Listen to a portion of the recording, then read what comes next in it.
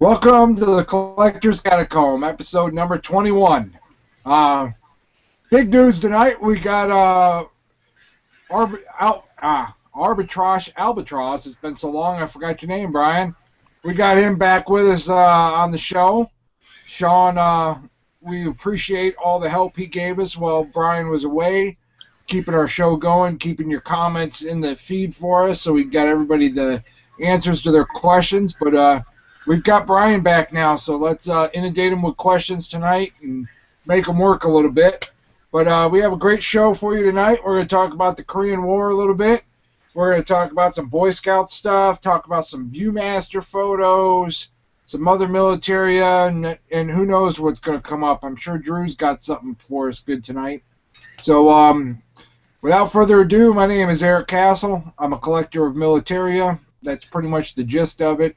I run the Allied Militaria forum. If you're interested in Militaria, go check it out. My panel for the evening tonight consists of Erik, Dan, Drew, and Brian.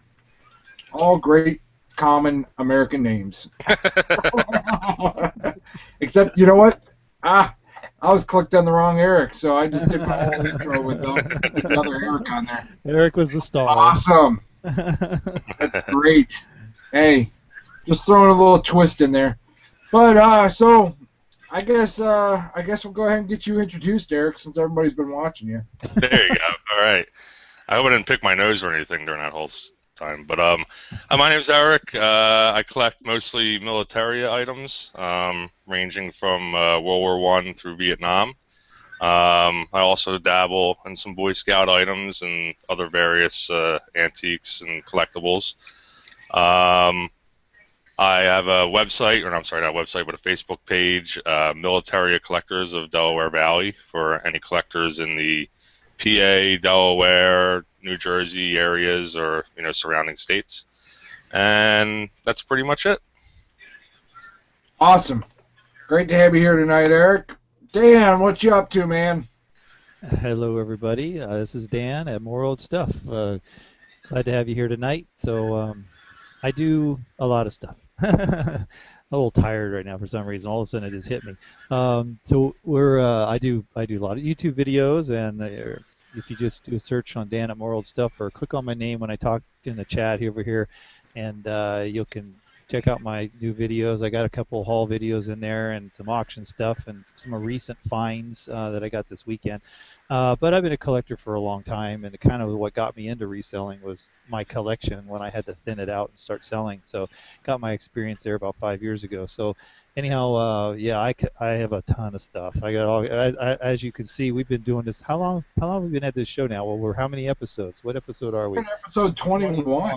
That's 21 weeks. I've been on it, I think, almost every one. There's maybe one or two I missed. So I've been able to show something different every time. Yeah. I keep thinking, it's got to run out soon. It's got to run out soon, but it hasn't, So I guess I'll be here for a while. So. Right. Well, it's just like me tonight. I'm like, I don't know what I'm going to show, and then I walk out in the garage. I'm looking around, and I've got 1, 2, 3, 4, 5, 6 liquor bottles. They're all older or collectible. Oh, I thought you were talking about freshly emptied tonight.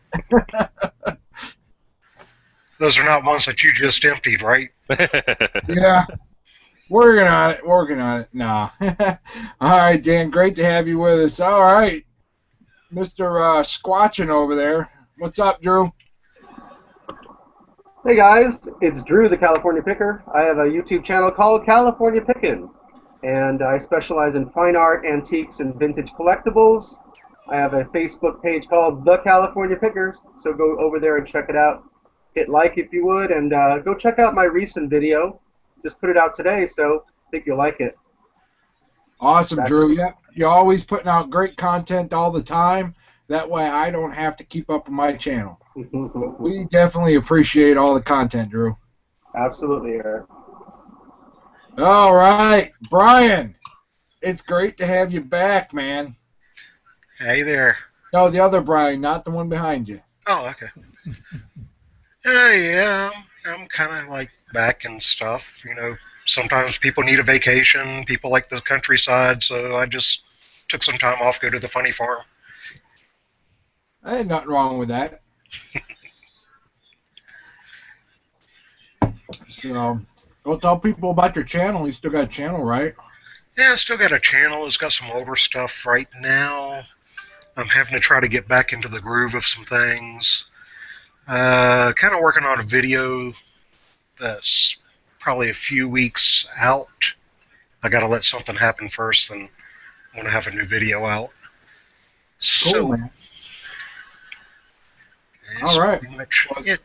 Great to have you back. It really is. Thank you. Thank you, Eric. Thank you, Eric. Thank you, Dan. Thank you, Drew. Thank you, FBI. Thank you, Police Department. Yeah. Just covering yourself there, huh? I never realized how plain Jane our panel names really are, though. I mean, we got Eric, Dan, Drew, and Brian. Eric, Dan, Drew, and Brian. Should all legally change our names. Yeah. Well, let's see. We're going to go with Drew tonight. What you got for us, Drew? You're in the spotlight. You're on mute, Drew. The muted Drew. There you go. All You right. guys don't like my fan noise, but I only got 2 items to show you tonight. I also have way too much stuff, and by the way, I will never run out of stuff to show. There's just, I mean, I might have to get in my storage unit and dig around, but now this stuff could go on for, like Dan was saying, probably years, you know. So, first of all, hey, Squatchers! Pickers! It's me, the California Picker! Yes, of course! Why, this is a vintage Yoda from 1981. It's rubber. And I know we don't talk price, but I got it for $1. Nice. And Was that like a topper, you think, or something? It's what? You think it was like a topper on something? It could have been a cake topper, but it's Not even a cake, but sat on like a... I don't know why I'm envisioning it, remembering something like that, sitting on top of something. I don't know. It's got a lip on the bottom, doesn't it? Yeah. yeah. There's something that would have covered this or something. I haven't figured that part out. But he was cool. I like that it was from 1981. Is that the year that the Return of the Jedi came out? That was Empire. Oh, Empire. Sorry, right, Empire. So was that the first year that the movie came out? I'm not sure. 81. You know what it is? It's a hand puppet. Really? Oh, you're right. Yeah. Oh, I did not know that. What did you do, Eric? You should not have told him that. Oh, I sense a new video coming on. There you go. oh. There you go. Narrated. The collector's Catacomb is the fork. Yeah. So, anyways, he had little damage on the ears. Maybe this was a dog's chew toy. I don't know, but I touched it up with some paint, and you can hardly tell. I mean, it's very close. It used to have hair too. The original. Really? Yeah, it used to have like a little curly, a couple curly gray hairs on the top. Hey, you know what? I think I see little holes in the top. There's little tiny holes in the top, so that's where the hair would have been, right? Yeah, Drew, do you have any gray hairs that we could? Yeah. I got a few, that's for sure. There You you saw go. me. No, that's good. I'm probably the only one on the panel that doesn't. And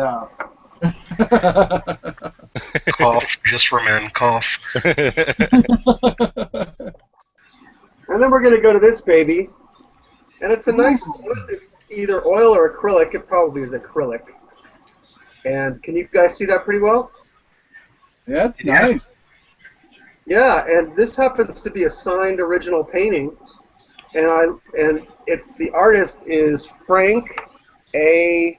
Gray, Gray, and you can see the detail in there is pretty good. Was that in Alaska? Did you track it down yet?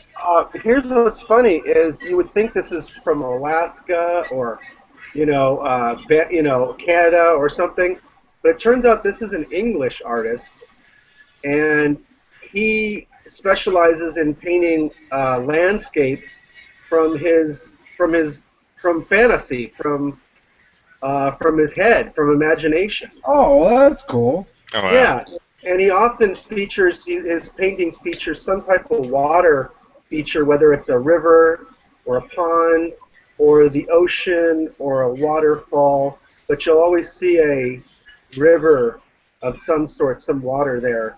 And what's interesting about this canvas is, you see it's three-dimensional, it's curved. And so it pops out at you, it doesn't need to be framed. Huh. And so he painted around that round edge right here, and that's pretty darn unusual. And it kind of, when it sits on the wall, kind of jumps out at you. Oh, wow. And the reason I really bought this was, on the Reseller Society, somebody had posted something where they said a recent phenomenon was artists go to these thrift stores and flea markets and buy these little landscapes, these kind of commercial style landscapes. Yeah. And then what they'll do is they'll paint Bigfoot. Oh right yeah, here, I've seen those. or a sea serpent, Loch Ness monster. There you go. Or there's yeah. There's one particular artist that I saw. He was on YouTube, or I don't think it was YouTube. I think it was on a Facebook page, or he has his website, and he goes out and he buys those cheap paintings for like $2, and Yeah. he puts like, there was one where there's this big monster peeking around the mountains like this, peeking around like this around the mountain. There's some really cool ideas. It is, and so guess what? When you do that, and if you do it well, you get like $250 for it. Yeah, exactly. Yeah. So I thought this was a great painting just as it on its own. I'm going to be a little, since I'm an artist, I can attempt that, but I'm almost tempted just to leave it alone, because it is a nice painting. See, I would walk past that, but if I saw a monster peering around the monster, I'd have to buy it in a heartbeat. Think I'd have to take my wallet. Yeah, anything Bigfoot related does well. Anything cryptozoology related, that does pretty well. But that's all I got for this week. I've been also slowing down on my buying, but I'll dig out something next time. Awesome, Drew. Well, as always, even if it was just a few pieces, they were great. So that painting's pretty cool. Yeah, that's pretty cool. I thought that was. I got a good deal on it, so I think it's gonna turn some profit. Yeah. Hey, gotta support the habit somehow. And normally I wouldn't buy that sort of thing because it's so commercially available. But this one, the colors were nice, and he was pretty darn good at what he did. So that's why I thought it was worthwhile. Well, we look forward to the reveal of Sasquatch in your painting. Yeah, we'll see what happens. Right. All right, Eric, you got some Boy Scout stuff. Yeah, so I've always, whenever I'm out and about looking for military stuff, I always wind up focusing on Boy Scout stuff too. And actually, Boy Scout stuff I find is more rare than military stuff for some reason. And when I say rare, meaning I don't see it as often. But I was a scout for years, and then I come from a family of scouts, so kind of reason why I'm partial to these items. But I went to a local flea market, and I was looking for some military stuff. I actually took both of my kids out to give my wife a break on Mother's Day, so she could have some time to herself and not go crazy. So I came up to a table, and the first thing that I spotted was this neckerchief here. And I just want to show the camp that's on it. And this is Treasure Island Camp. And the reason why I immediately spotted it is because it's the camp that I went to when I was a scout, and it was a camp I also worked at for 2 summers. So it was actually a whole box filled with all items belonging to all one scout. And initially I was looking at the neckerchief and thinking, I don't know if I want everything. There was a few patches. and the guy came up and, again, not to talk price, but he said, you can have everything for $10. And I, probably couldn't hand over my money fast enough because I probably would have paid, close to that just for the neckerchief. But the cool thing is the neckerchief actually has his name on a tag on the inside. So, but Treasure Island, for those who don't know, who aren't never in Scouts or maybe not, on the eastern side of the country, is actually the first Scout camp founded in the U.S.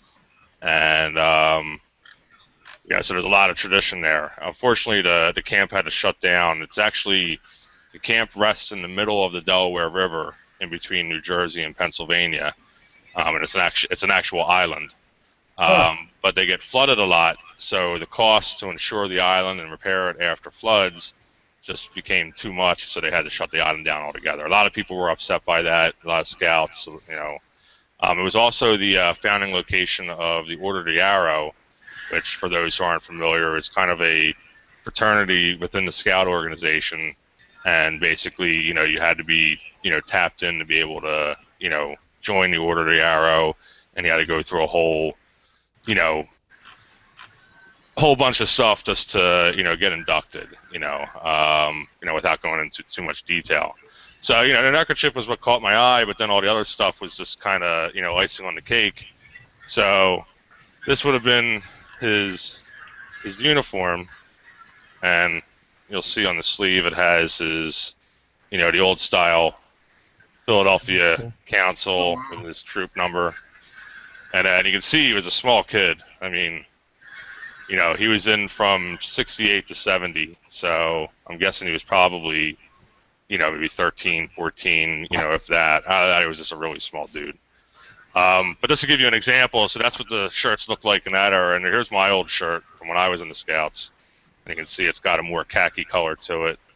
And then they went to a different style council patch. And actually, this isn't even what they wear now. They've combined it to be called what's a Cradle of Liberty council. Huh. So also cool include.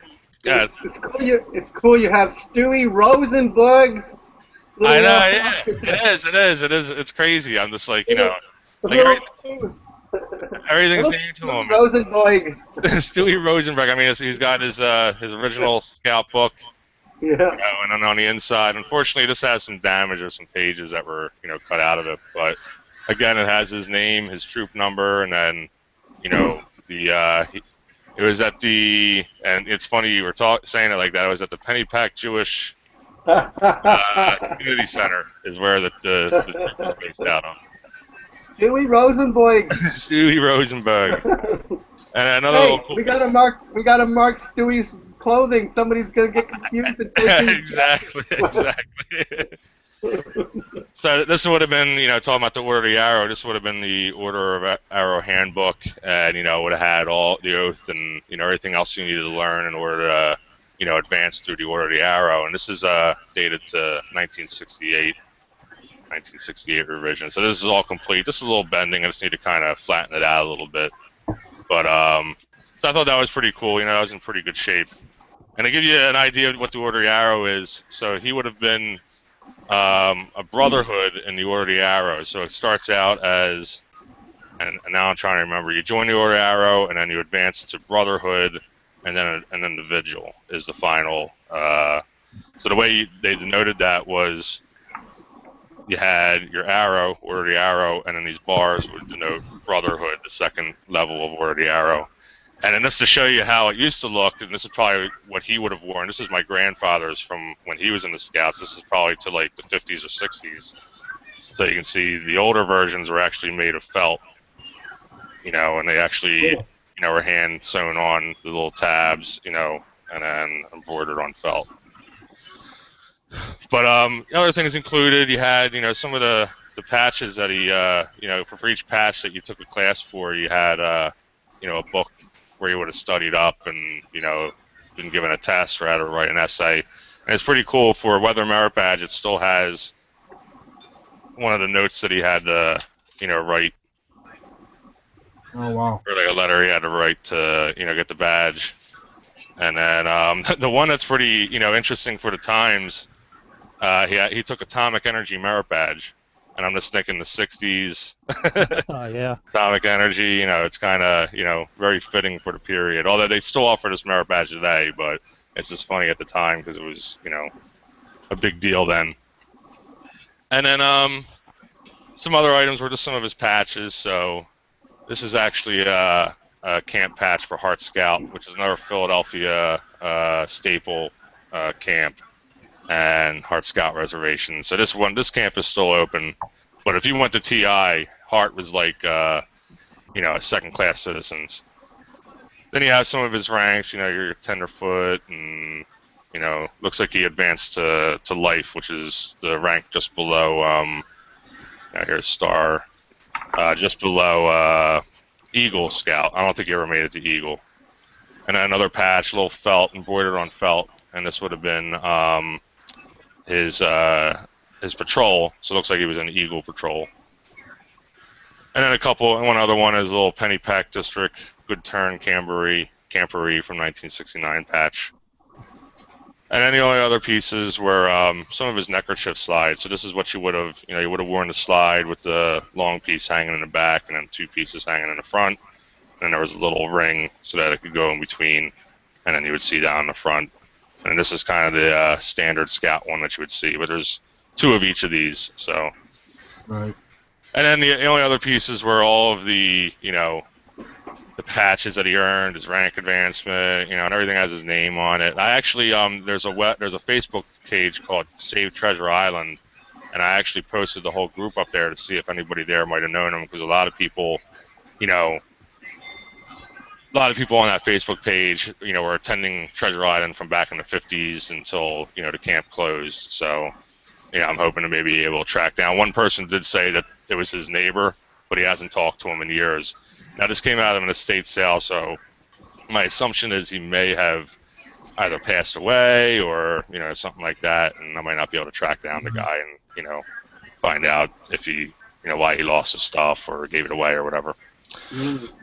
But, so that's the Scout items that I found. I went to a yard sale, and I actually stopped. I was driving by, and I saw some Star Wars figures. I was with my son, and I figured, let's go check it out. And I wound up actually buying a bunch of newer Star Wars stuff for a pretty good deal. A bunch of like a land speeder and stuff like that. So I got it for But while looking, I saw this, and I asked the guy. I was like, "Oh man, that's awesome." And he said, "Oh, you're gonna have it for a couple bucks." I was like, "Oh, well, I can't beat that." So it was, one of the old viewfinders. I'm sure everybody had one of these as a kid growing up. You put the little circular slide in there, and then you just, cycle through. This one would date to the 70s. But what kind of drew me to it was it had some of the original slides still in the original packaging. So this would be Jack and the Beanstalk, and this one dates to 1957. So, and it has all the slide, the original booklet that came with it. And then, the slides that would have, come with the set. And then Everybody Loves Mickey. Here's another one. This is 1958. And this one came with the Brave Little Tailor, Pluto and the Pointer, and then Toy Shop. And then, kind of the same deal. It's got the, the original slides on the inside. I don't know if you can see. Erik, can you hold the viewer up again? Yeah, sure. So it says Viewmaster right above it. Yeah, turn it to the side. And then the back. And there's no date there? No, you know what? There's a patent number. I didn't look it up, but the ones I was looking up on eBay, it said 70s, so I just assumed. So I was figuring 60s or 70s. Why do you think it might be? No, I think it's 60s probably. 60s. Okay. Yeah. Yeah, the ones before that, they look different. I know they look. They had a Bakelite. They were made out Okay. of a Bakelite plastic. They're darker brown, and I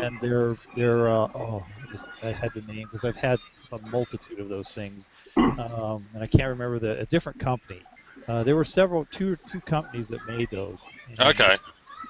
Yeah, I've had them where it has a battery pack, and they actually have a light bulb. So you Okay. hold it up to the light. Yeah. Yeah.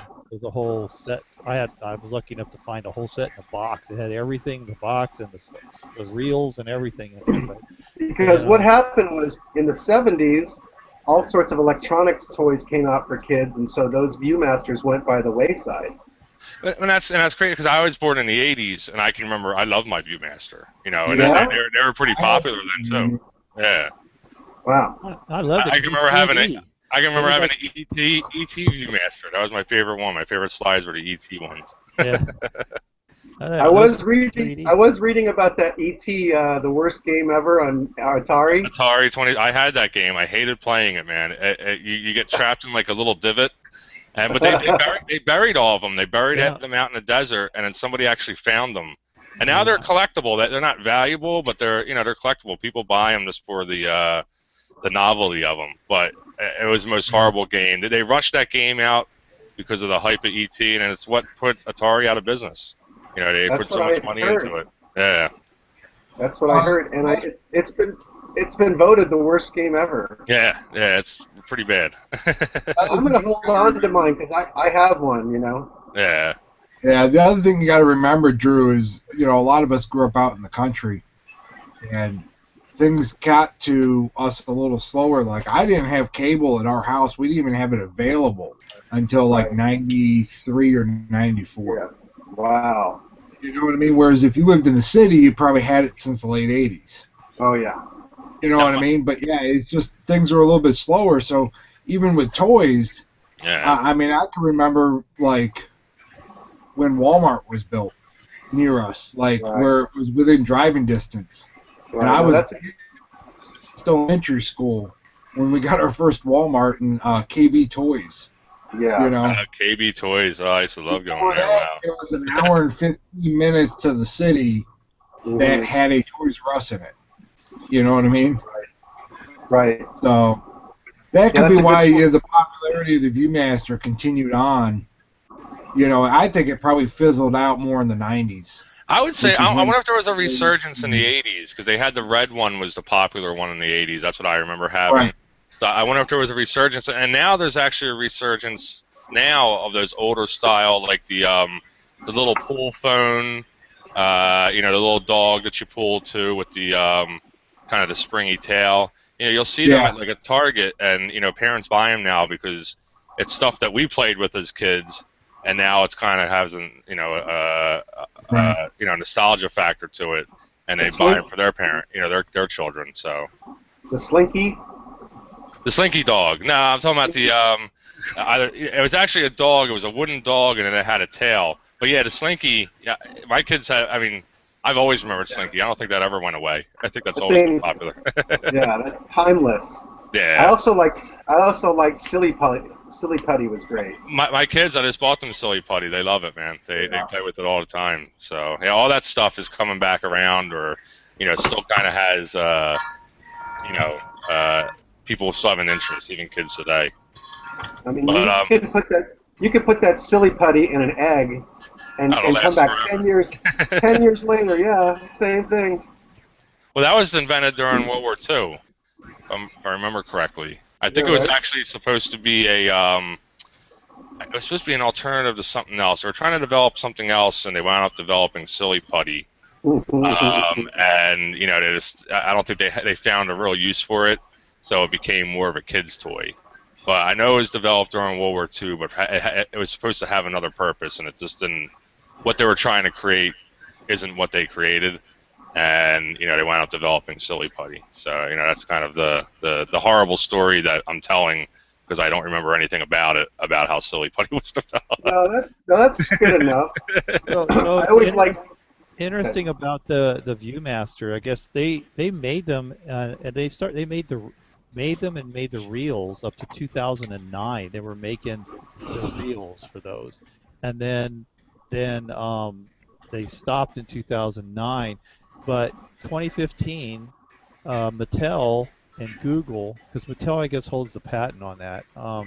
Mattel and Google got together to do a remake of that in a different way. The Mattel's making a device that looks like the Viewmaster controller, but you buy or you download the images onto your cell phone and you slide your cell phone into the viewer, and so you can look at the pictures on your cell phone. That's cheating. But see, you could take. I think the idea is you can take your own pictures, and then you buy their Mattel thing, and now you can see your pictures. So what does it do? Does it do, like, when you put it on your phone, does it have a double image? Because that's basically what the viewfinder is. You have the double image. That's what it is. It's a double image that has, and then that viewfinder has enough offset between your eyes so that it gives you that 3D view. Yeah. Okay. So that's cheating, though. That's, I bought my kid a viewfinder or a Viewmaster. They have one, and it was one that was made recently. So like I said, they're still making them.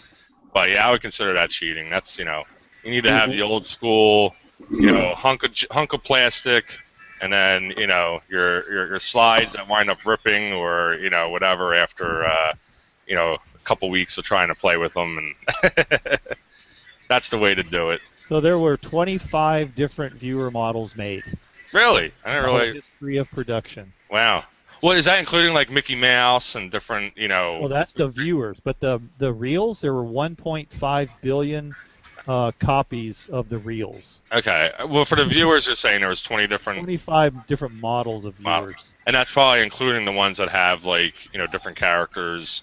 Oh yeah, the ones with different colors. Is that what you're going to show next week, Dan? Is your Viewmaster collection? Yeah, I don't think I have any. I might have one. I was just waiting for Dan to pan to the other wall we haven't seen. He's got him. Like, wait a minute. I'll mint in the box. Yeah. But this one more thing I wanted to share. This was a cool one that is kind of goes with my collecting theme. This was the War Between the States, pictures of 1864 to 65 authentic stereographs. So I just thought that was pretty cool. I never knew that they actually did a Civil War Viewmaster. I don't know if you can see the actual name on them or not. So are those live pictures, not cartoons? They're live pictures. I'll enjoy them for you guys. You can't see them, but I'll let you know every. It's cool because it's 3D. That's what I love about it. Yeah. Let's see 3D. What we got. So we got like a looks like a bridge here. Looks like we have some cannons. That's a pretty large cannon. Some guys marching.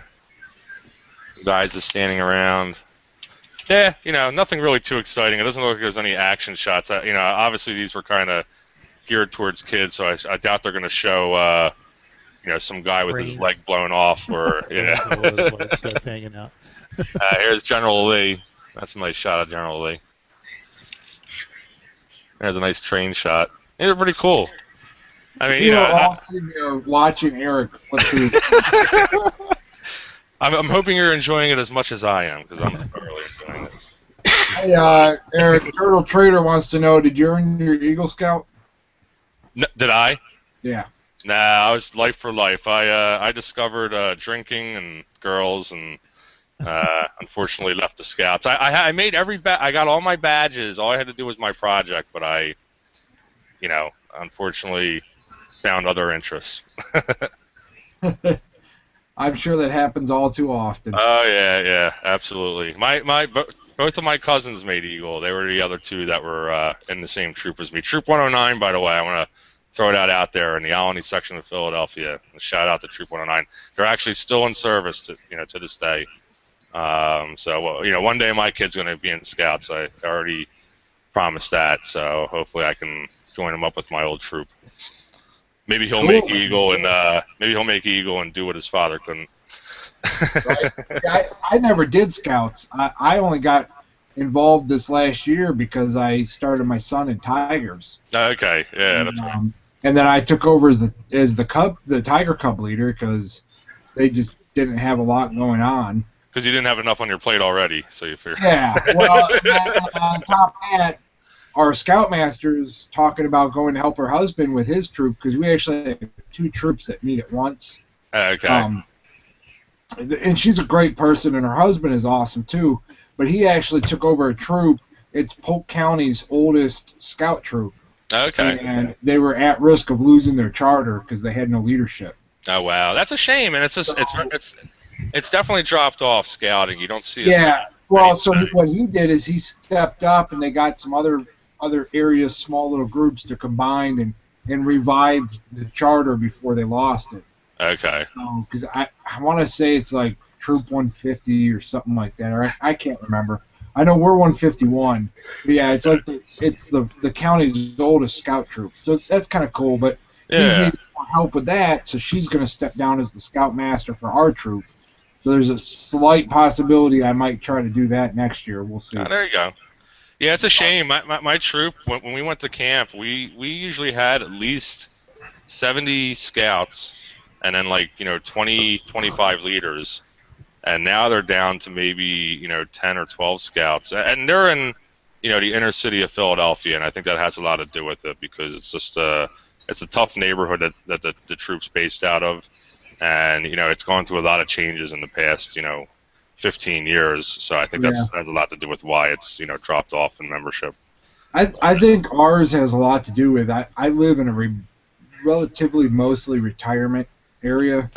So a lot of older, really small, younger kids. Yeah. Yeah. So and even a lot of the kids that we have here, the other people that live here, they tend to be, I don't know, I guess a little bit more wealthy, and the kids just aren't interested in scouts. That's a shame. I had some of the best times in scouts. A lot of people give it the goody, all that, but I learned a lot in scouts, and I got in a lot of trouble in scouts too. So it's not, as all in good, nothing,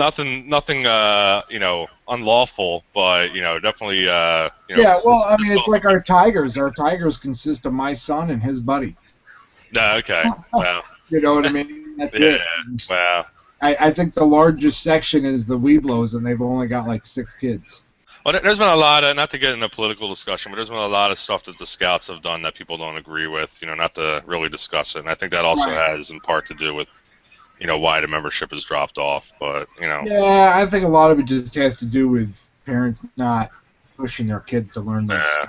Yeah. It's a great organization.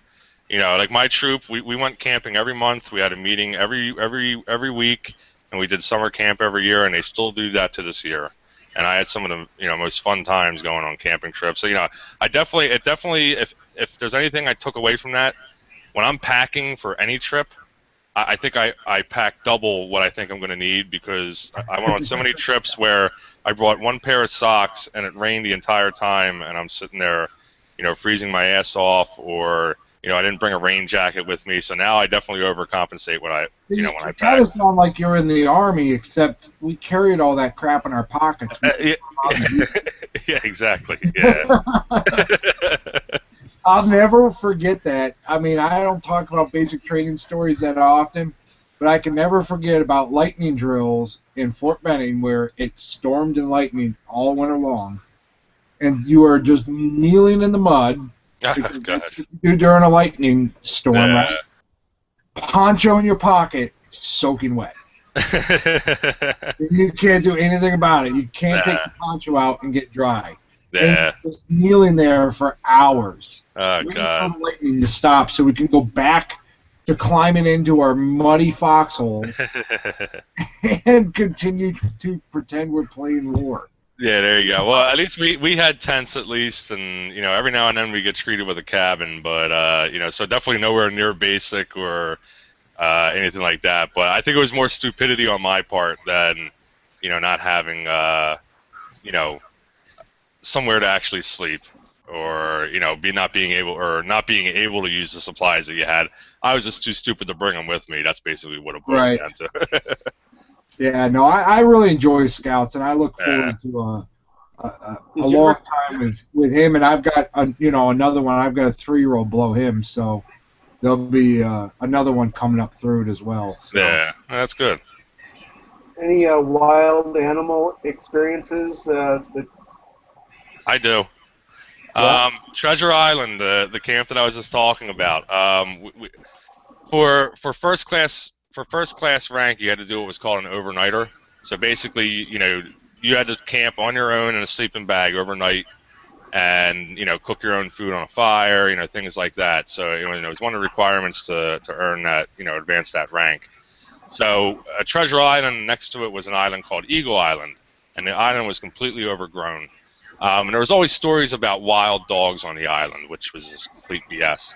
But one night, one of the campers was feeling sick, so I had to walk him back, and it was literally a 2-mile walk back on this island to a bridge to cross over to get to the main camp, treasure island. And we're walking down a trail, and I got a flashlight, and I'm shining it in front of me, and I see 2 eyes, and I'm like, glowing in the light, and I'm thinking, it's just probably a raccoon or a deer. And so, I start focusing the light, and I'm like, that's a freaking coyote. And this is, mind you, now, at the time, I didn't think of it. Now you hear about them in New Jersey all the time, but this is in New Jersey, a coyote. You think coyotes, you think out in the desert. But sure enough, there was a coyote there, and I told the kid next to me, I said, don't move. If you move, it's going to startle, and, could, do something. And before I could even say that, his bag was on the floor and he's running away. And I'm like, oh, crap. So I wasn't going to stand around and wait to see if this thing starts coming across. So I took off myself and ran back to the camp. And nobody believed us. They're like, oh, no, it was a deer. I'm like, I know the difference between a deer and a coyote. It was a coyote, But that's my one wild animal story that, we didn't camp anywhere. I mean, there was bears, but we didn't camp anywhere where they were, or nor did I ever see them. I'm sure, some of you guys who live in more remote areas may have, seen something more fierce than a coyote, but that was my story. when you're young, like, camping is so adventurous and it's so incredible, and then we live our whole lives living indoors, and I don't know. I'm looking forward to going out and camping again, but I don't know. It's going to seem really foreign, Yeah. All the sounds around you, and I think wild animals out there. See, if I did it, I think I would have to leave all my electric, because now it's different. Like, when I was camping, you didn't have cell phones and all that. You were lucky if you had a battery-operated radio or something like that. I think I would have to leave all that stuff behind, because it wouldn't feel like camping if you had, if you were able to pull up, Facebook while you're by the campfire. I don't know. That's just how I would do it. But yeah. You can watch Netflix at night. Let me watch a movie while I'm, trying to rough it. While you're chopping wood. Yeah, exactly. or I'm Googling the proper way to chop wood and watching it on YouTube. And I bet Brian has done a lot of camping. Yeah, I've done a lot of it around here last year. In most of the areas that you go camping, even the campgrounds are out of signal. So really? Okay, nice. Yeah. I mean, there's benefits now to it. I mean, obviously, if there's an emergency, you want to be able to, reach somebody quickly. But I think to have it at your hands the entire time you're there, this kind of defeats the purpose of, camping. Yeah, it killed the wife at the time because it took a few miles before she could even catch one bar. Was she walked a few miles just to try and find one bar, or was you guys were just that's as we were leaving and driving out of there. Okay. I mean, the dispersed camping up here is on the Appalachian Trail, so you're out in the middle of nowhere. I just pictured a scene from Tommy Boy when he's trying to get the signal. Or was it Tommy Boy, or I forget what the movie was with Chris Farley, where he's walking around and he bangs into his tree because he's trying to find a signal on his phone. Yeah, no, that was Tommy Boy because he knocks the boulder down the hill into the camp. Yeah, that's it. Yeah. Yeah. Crazy, man. Crazy. All right. That's all I have for tonight. Hope everybody enjoyed it. Oh, by the way, do you guys, when you go camping, do you like to do the hammock between the 2 trees, or do you like sleeping on the ground? Tent. Yeah. I've got a cot. The cot? Yeah, hey, I'll tell you, I'm lazy man camping. I don't do that roughing shit since I've been a private. So, sometimes when I go camping, I'm comfortable. I don't hike up the mountain anymore. I unload it from the back of the truck. There you go. They got that quick put-up tent that you just kind of like slide the things out and boom, it's up. Pop-up.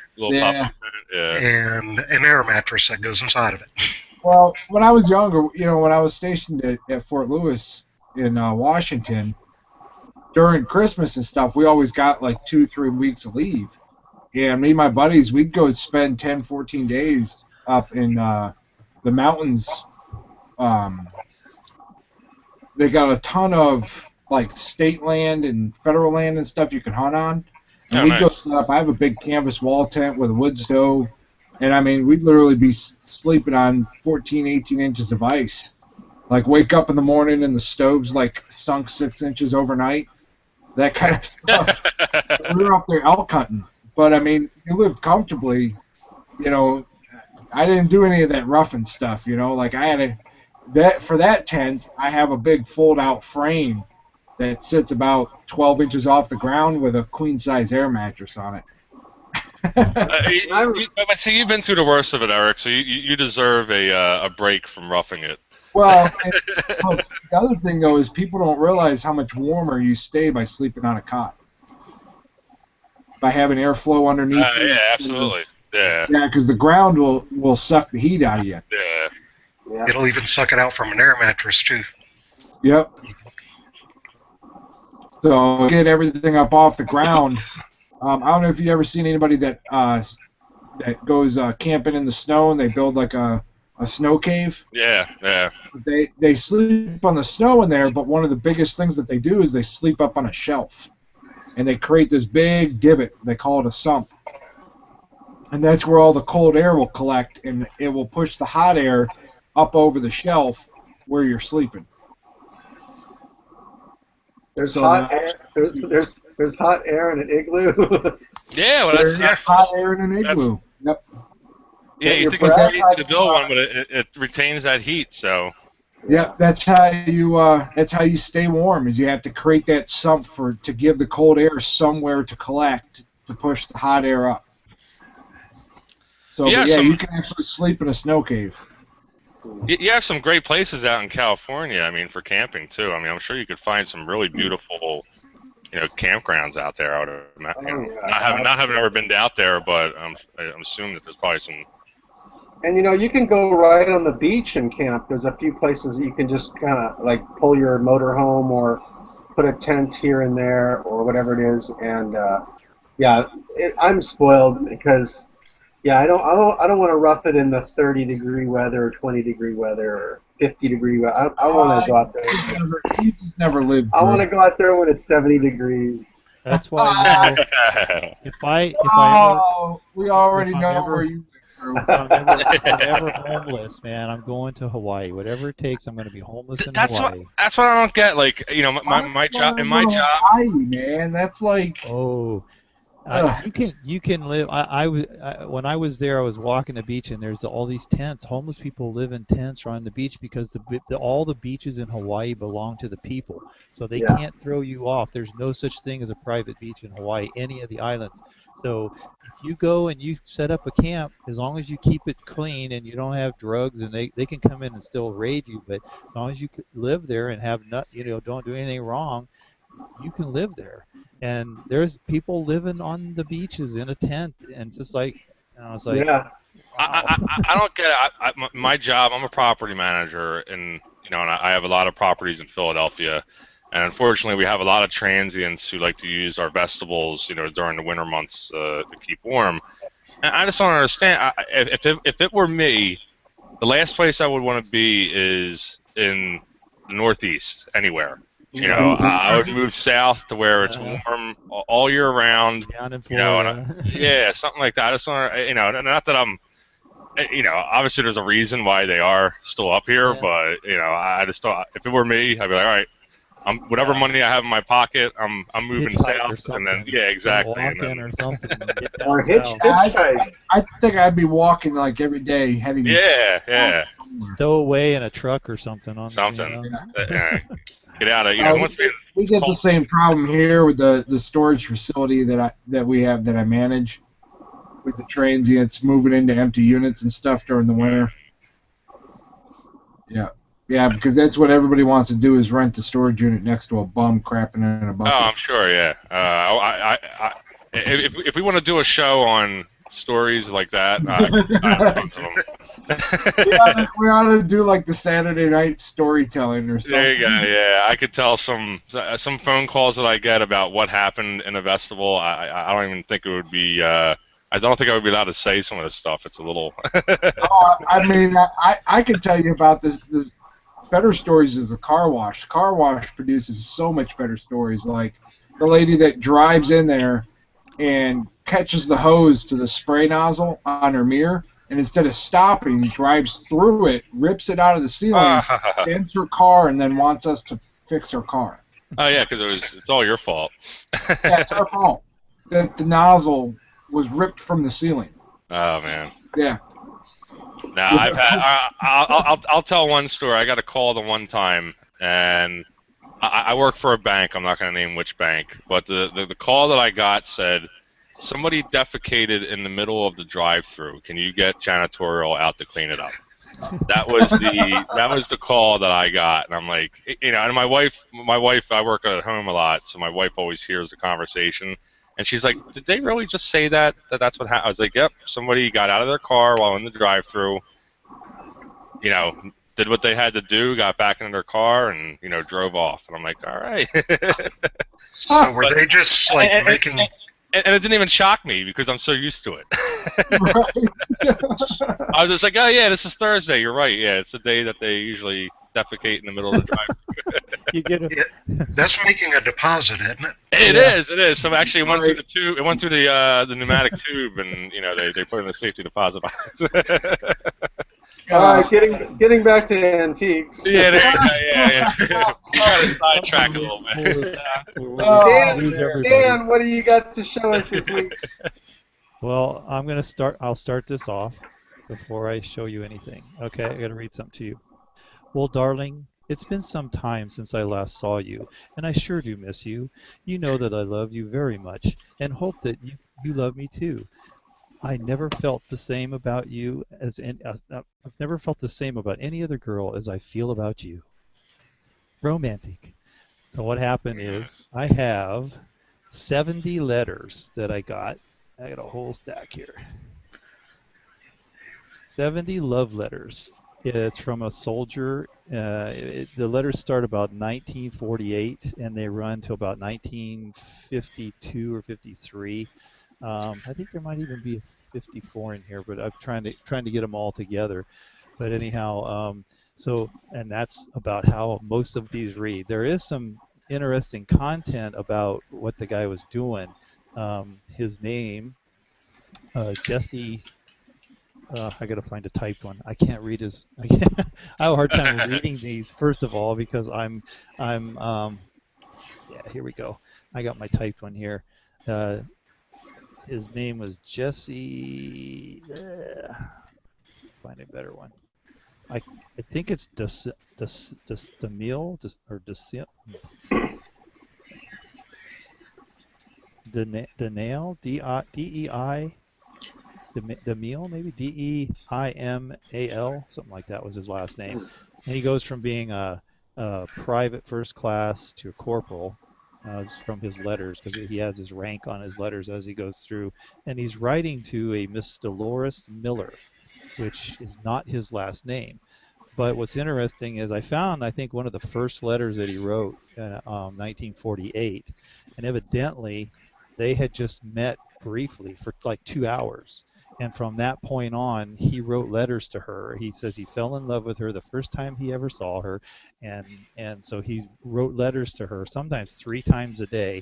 And this is probably just a piece of what was originally part of all of this. So it's interesting that these were sent to her. So these were probably from her estate, and none of these letters I have any inkling or information about them ever being married.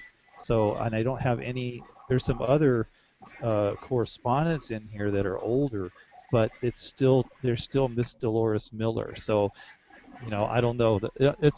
I love getting these things and going through these, because it pieces together such a story that then you can kind of fill in the blanks yourself and go, wow, I wonder what happened. Did something happen to her? Because there's some other pieces in here. Somehow, sometime in the middle or down the line, these were addressed to her, but at a hospital. There were a lot of these addressed to her at a hospital, which was another thing that I'm reading. I read the letters that were in there, and they don't mention anything about her being sick. So maybe it was where she worked. Maybe she was a nurse or something that was receiving her mail at a hospital. Oh, here's one. Deimel. Daimel maybe was his last name. It was typed. But in all of these, there is there's a good one here. Give me a second here. So this one was from 1948, and it was actually pretty close to right after they were married. And so there's a lot of pages on here, really old envelopes. This is 1948, and he's writing this one from San Francisco. He was at a lot of bases. He was at Fort Ord. He was somewhere in San Francisco, and he was in Louisiana. He was in there's a couple other bases. He was all over the place, and he was on the ship. I'll talk to you about that in a minute. But one of the interesting things in this one letter, I mean, this is kind of like, you're reading somebody else's mail, so you can't really be surprised because it's really not meant for me to read. But one of the things is here, he says, he says, I'd like to have a pic. He says, I wonder if you could do me a favor. I would love to have a picture of you in your bathing suit. Ooh, there you go. La la. If you think you can stand the coldness for enough time to take about one roll of film, a whole roll. A whole roll. Not just one picture. He wants a whole roll. Says, I'd appreciate you very much. But if you think you can't do it, and you can't take the picture of yourself, you could take the picture of yourself in a nice fitting blouse and a short skirt. This to me, this is like doing a sexting on a. It is. Spotting or you do it when you're first of the section. Yeah. So who knows? There might have been pictures in here. I don't know. So anyhow, that was just something kind of cool in there. But there were some neat things about this. Is one of them, he wrote letters on this kind of homemade letterhead. It looks like it was like mimeograph printed. Fourth RD. And that's after the war, right? 48's after the war. This is during the Korean War. Well, yeah, it'd be pre-Korea and during Korea. It spanned over the Korean War. He was in Japan for a while. This is how the hell did we get in another war like just after we got out of one? Oh, communists. Yeah. Jeez. Actually, if Churchill had his way, we would have turn right around and start bombing Russia. Well, if Patton would have had his way, we would have done that too. Yeah, we just had more killing to do. That's all, man. Yep. We need a little. A little rest. Not quite done yet. Yeah. So here's another one which he mentions on here about. He writes in here about, hey, I found this new stationery and I hope you'll like it. It sure is hard to find paper. He's in Japan at the time. This is in July of 1950. He says he's in Japan at the time. Hard to find paper. So it's lined paper, and he writes his letters, handwritten letters. But what it is, they're maps. They're 1945 maps of Japan that have been cut up and lined with paper. And I guess that's what they were doing in Japan at the time for writing paper. So he's got an old Japanese map, and it's stated on here 1945 on the map. So they tore up all the old military maps and made paper out of them. But he was on a ship called the USS Boyd. Why would they take a piece of lined paper and then adhere it to the map? Was it? No, they used the map as paper and they printed lines on the other side. Oh. They used the map as paper because they didn't have paper. They had probably thousands of these sitting in crates, and matter of fact, this is the exact same map. It's the same map, and they probably had millions of these. So they cut them up paper size, and they put them through a press and lined them, and then we're just using this for writing paper. Gotcha. So it's he talks about that in here about what they were doing and how it was hard to find lined writing paper and stuff while he was over there. Did I pick this up? The USS Boyd was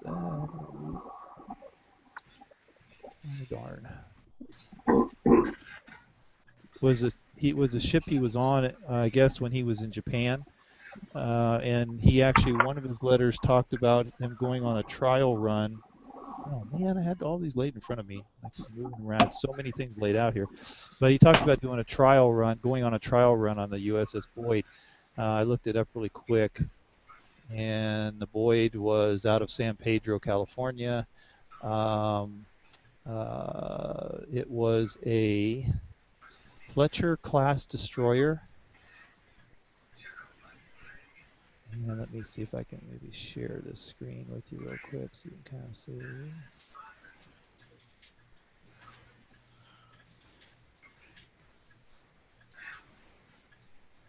Yeah, I don't know if you can see this, but let's see if I can show this picture. That's it. And he was on it for a while he was over there. So, and it looks like it was decommissioned in '69, launched in '42, and decommissioned in '69. So, but anyhow, he was on. I guess it was at dry dock, and he was on it for trials. Oops, I gotta turn off the share. Hold on a second. Oh, the Matrix. Yeah, stop sharing real quick here. There we go. So anyhow, so that's kind of an interesting. I had like 70 letters. I haven't even gone through all of them, but they're just really interesting. A lot of interesting stories, and I know there's pieces of history in every one of them. There's a piece about what's going on in the world, kind of in between all the lovey-dovey stuff, kissy-huggy stuff. There's pieces inside of there. So and so that was that. I actually came across a horde of somebody's letters like that from a guy. And he was like, he used terms like, yeah, broad and dame, and and he was saying stuff like, gee whiz, and just funny stuff. Yeah. And then in that same dumpster, he threw out all this stuff, and he gave up drinking. And so he threw away all his alcohol. And I saw all these bottles in the dumpster where I lived. And I'm like, I saw a bottle of Crown Royal. It looked like it was still in the box or in the bag or whatever it was. I dug it out. I looked at the bottle. It was dated. See, he fought in the Second World War. It was dated like 1944. Wow. And so Crown Royal would have been 40 years aged before that, I think, or something. So this bottle was like 80 years. Wow. And guess I drank that. I drank that good? stuff. It was still good, huh? It was still good, man. It was excellent. I might have gotten like radiation poisoning from who knows where, but probably not. I'm surprised it was still good, but it must have been sealed really well. yeah. All right. So let's see. Good stuff. I got one more thing here. Let's see if I can get my camera going the right direction, because this is kind of a big item. So yeah, I was at just about I think it's been about a month ago I got this. Another mystery box? Yeah, another mystery box. When I saw it, I saw the box, and I was like, "Oh boy, this is going to be cool." When I saw it, when you see these boxes like this with these kind of old leather handles, and I know that this has got to be something good. And then when I picked it up, I couldn't hardly pick it up because it's so heavy. So let me try to get this out of here without dropping anything. Oh, yeah.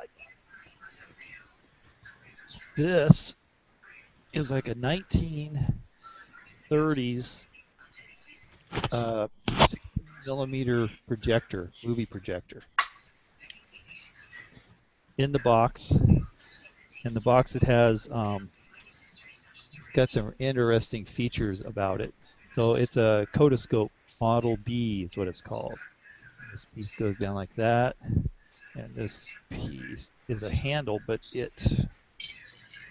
I can release it, oh, there we go. This is where one of the reels go up here, and then another reel comes out here and fits inside of here, and then this is where the film goes, and then film goes through here and comes out the bottom. But this thing was this is really early projection, and one of the things it's got is this amp meter, so you can control the amperage that goes to it for the brightness and for the speed. There's this lever right here, this slide lever. It's like a big giant rheostat, And when you slide this, that speeds it up and slows it down. So there was no like set speed to the movie. You had to kind of get it to where it looked good and didn't look like people were running too fast or going too slow or whatever. So you'd move this thing back and forth for the speed. You said that's 16 millimeter, Dan? Yeah, this is 16 millimeter. Awesome. And it's got some great chrome. It's a little dirty, and I've got to try to clean it up a little bit. Now, the interesting part is it semi works. Okay, the motor turns, the bulb lights up. It does light up, but it's bound up. It's bound up in one of the gears. It's probably just a little rusty, and I need to get in here and oil it. But the main drive is a little bound up, and there's actually an oil. This thing right here is an oil filler. You put oil in here to fill the main drive inside of there. And then this is another rheostat for the brightness of the bulb. Well, actually, I think this is the brightness for the bulb up here, and I think this is the speed of the motor right here. And there's the motor, kind of a monster motor. And it has oil filler. It has an oil filler here, and there's one underneath here too. And I didn't leave it on very long because it was bound up, and I didn't want to burn the motor out because I still want to. So I've got to take it apart. Cord's got a little repair on it. It's a little frazzled, but this is that old cloth-covered cord. There's the. Is that like late 30s? Yeah. Yeah, it's 30s. It's like 32 or something like that. Oh, early 30s. Yeah, it is. It's the early 30s. But what's neat is it's got this original box that has a spare bulb in here, and it has here's a reel. There's a little little tiny reel. This is what the film actually came on. This is 16 millimeter. It's wider than the others, but 8 millimeters half that, so it's smaller. It even has I don't know if you call it an extra spring. It's a broken spring. It uses springs, these little tiny springs right here, as a drive. It drives this wheel up here, and there's another one down here on the bottom that drives it. So aren't the reels bigger? Aren't they like the 10-inch ones? Yeah, they can be. Yeah, it could be pretty good size. I mean, the biggest one here would fit about right in here, so it'd be about 10 inches. Biggest one here. More modern ones are bigger, and the projectors can hold the bigger reels. I've got about 40 16 millimeter full films of all these different movies that someone had that they made back in the day. I've got some experimental film. It looked like somebody was experimenting with new camera techniques and stuff, and I've got all these reels of 16 millimeter, just bizarre filming, funky colors and all this stuff from like the 60s. It's really kind of neat looking, but I'm hoping to get that put up on converted to video pretty soon so I can kind of show that. But so anyhow, cool. This is kind of cool. Awesome. Dan, Wade Herod asked if you can use that to sync your Golden Gate movie to transfer.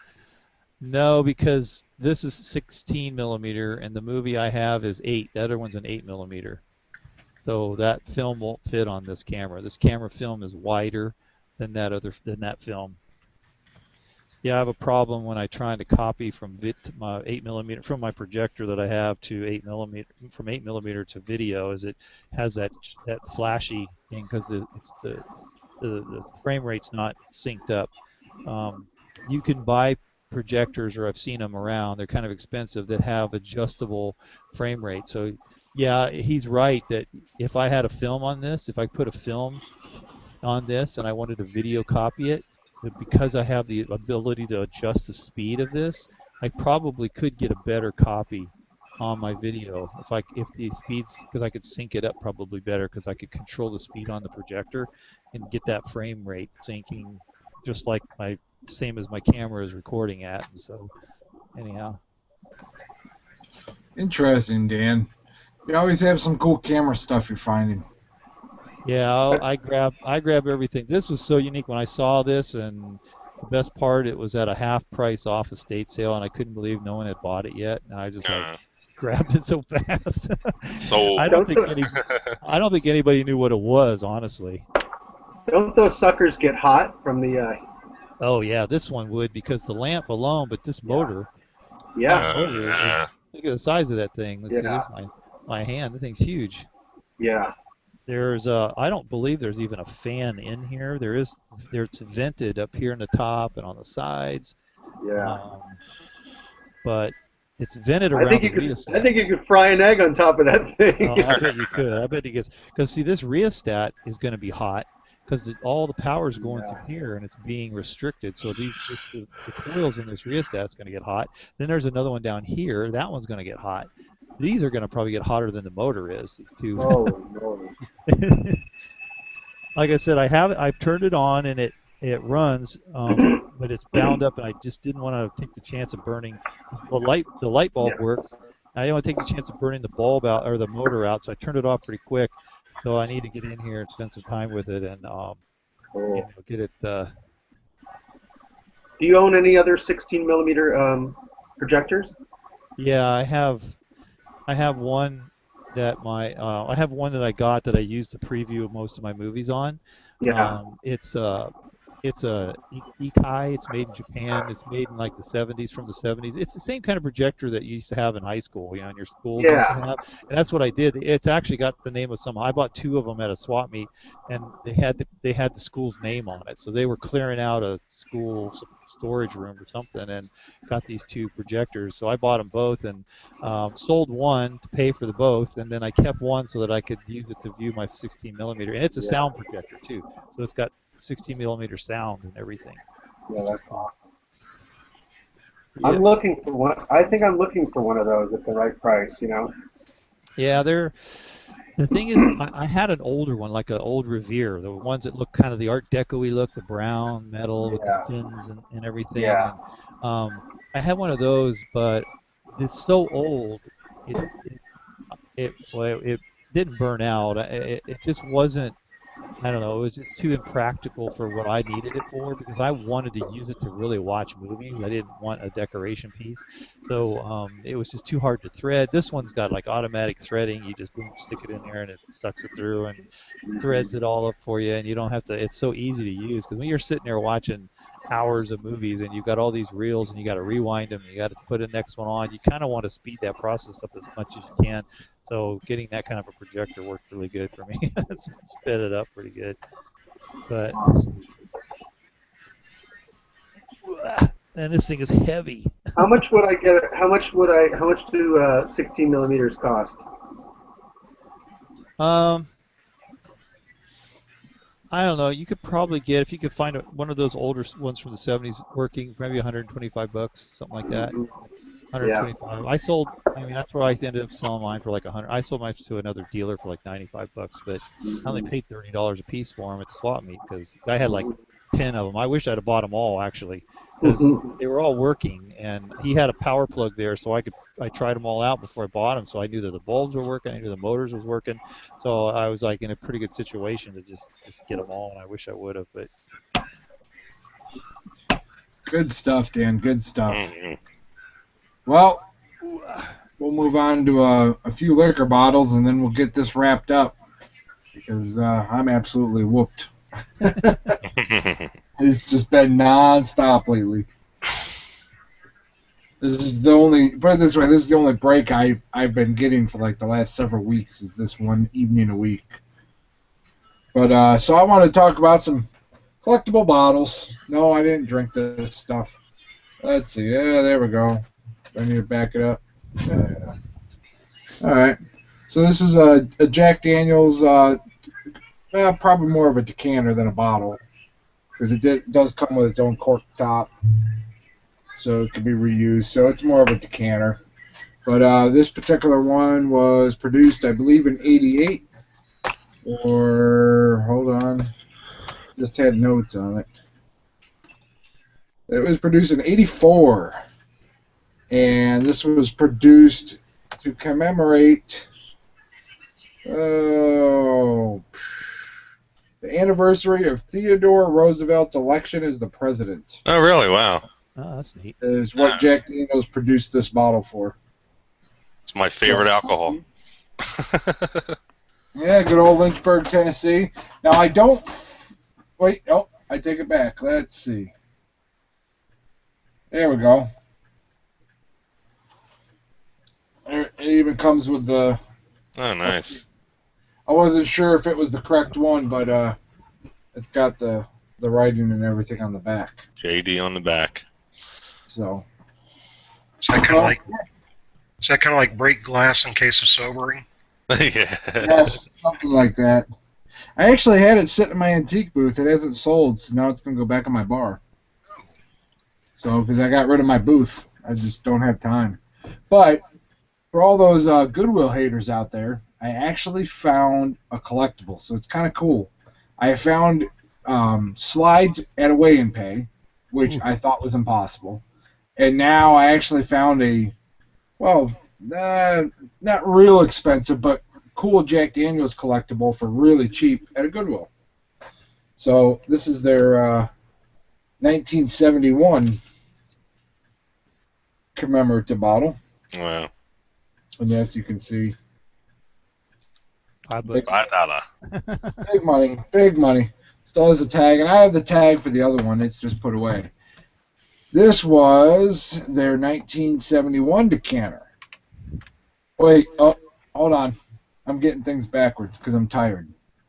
The one I just showed you was the 1971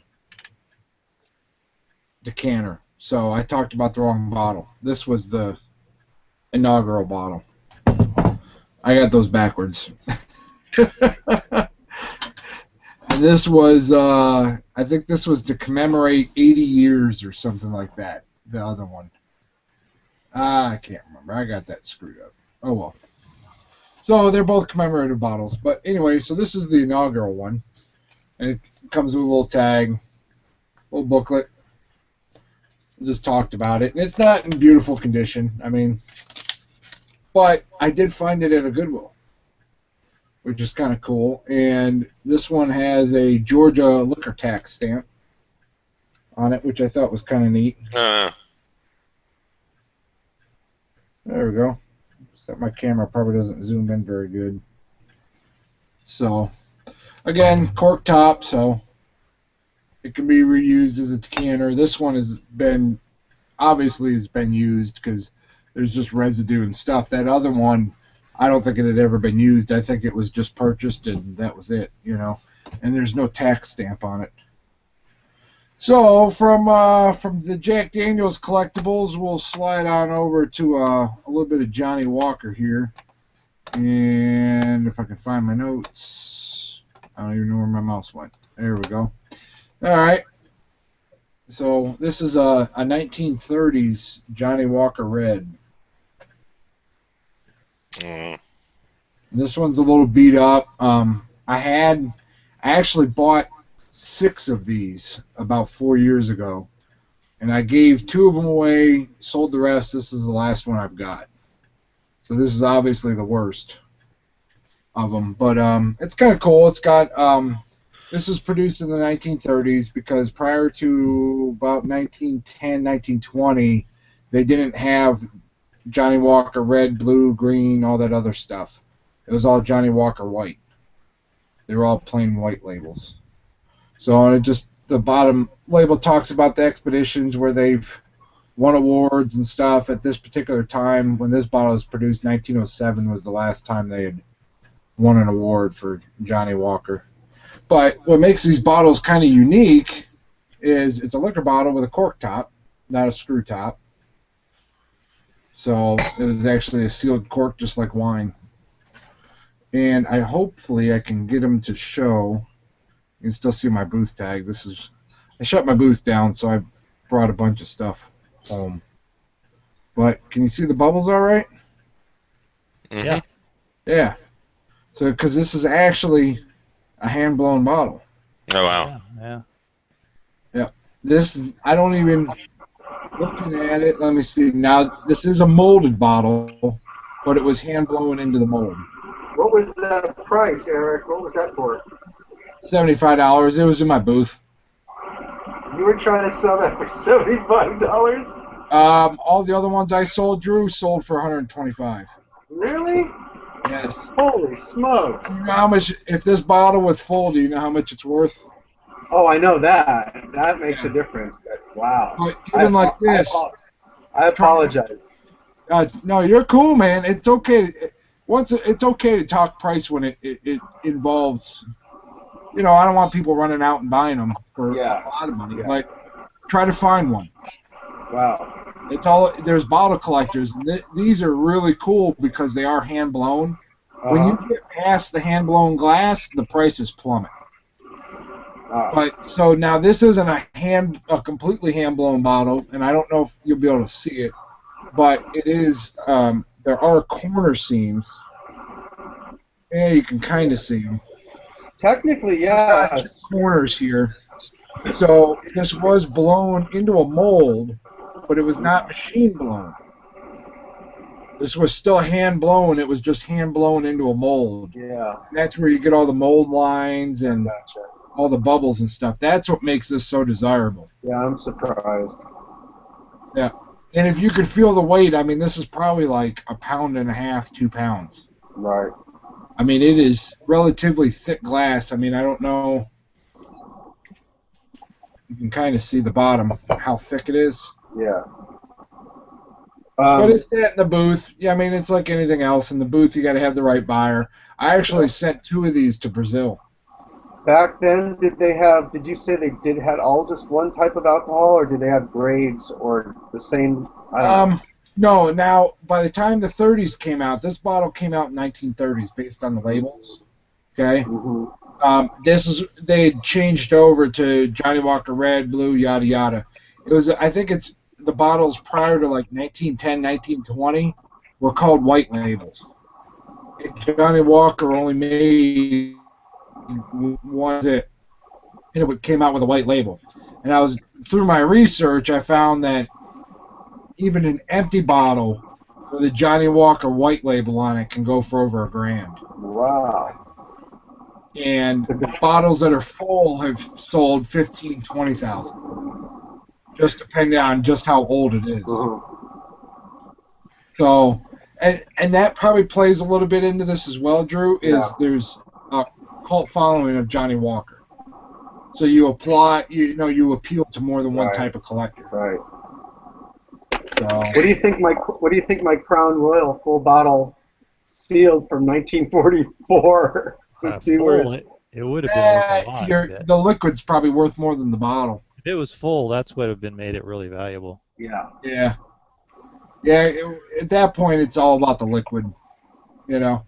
So now here's a few that I haven't really done research on. I had them, and like I said, you know, I just started grabbing liquor bottles tonight because people collect them and they love putting them on their bar. So here's another one. This is probably 40s, I'd say, somewhere in there. It is a paper label. Doesn't have any kind of plastic sheen or anything. It's just glued paper. It is a cork top. It had a tax seal on it. You know, so 1 quart. I don't know. I like the old cork top bottles. A lot of people collect them. You know, because they switched over to all the screw tops and everything. When did they stop using those tax stamps? I haven't seen too many of those. Tax stamps are still used today. It just depends on what state. Yeah. So, and then here's another one, and again, I'd have to look this up, but this might be a Prohibition era bottle. This is a McKay and R, 1 pint distilled extract of witch hazel, 15% alcohol. The medicine bottle, prepared by McKesson and they were established in 1833. If I remember correctly, that this was a Prohibition era legal booze because it was medicine. Yeah. So they even got the original cork with the McKay and R on it. So just a cool little bottle. Yeah. I don't know if you guys know the history of that during Prohibition they would distill liquor and basically label it as medicine so people could buy legal booze. They get prescriptions, and that's how they circumvented. So if I have to look this one up, but I suspect that's what it is, only because it's distilled extract of witch hazel. Yeah. With that 14% alcohol content, I would assume that this is probably a Prohibition era medicine bottle. slash liquor bottle. So, and then the newest one that I'll show off real quick, and then we'll get wrapped up. This is, I don't know what the date on it. It's going to be, it might be 48, something like that. But we got the screw top of the tax stamp, little bottle of Hill & Hill whiskey flask. So.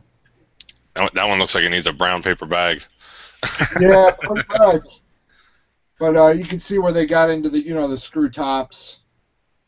Things changed a little bit. So this is kind of what we know liquor bottles as today, So, but again, just pretty cool, and I don't remember what I had at my booth for.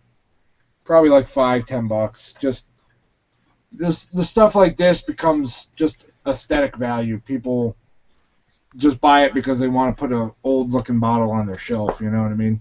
Decorative. Yeah. So that's about it, folks.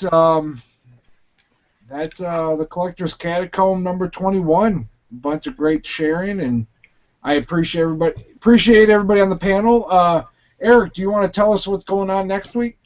Yeah, so next week I took to another collector. His name's Jake, and he's going to be coming on as a guest panelist and showing off some A2 bomber jackets. I don't want to give too much away, but it should be pretty interesting. He's got some pretty nice militaria, so should be pretty interesting. Awesome, Erik. Well, yeah, that should be great. Let's see what. Berta Bell, is it best to clean up the bottles before listing or leave them dirty on the inside?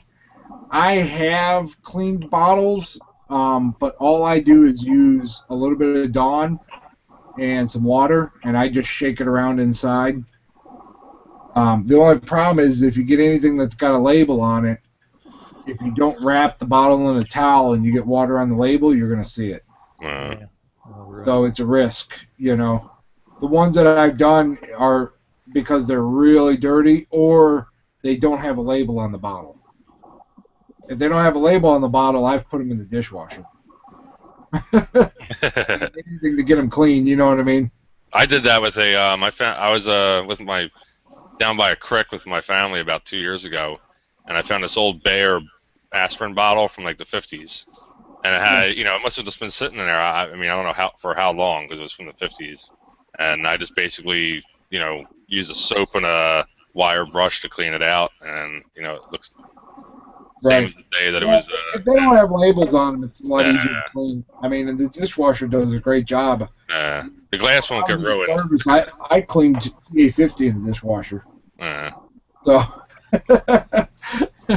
but all right, yeah. So make sure you catch the Towcast tomorrow night. I know we don't have Sean here pimping his show anymore, but we're still gonna pimp it for him.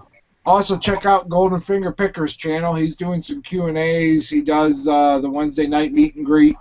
So go check that out and check out all the other reseller Facebook groups and shows and the Reseller Wake Up over on Resale Ronan's channel, I think Monday, Wednesday, Friday, and everybody else that I can't remember at the moment because I am tired and I am ready to go to bed. So good night, y'all. Good night. Good night, everybody.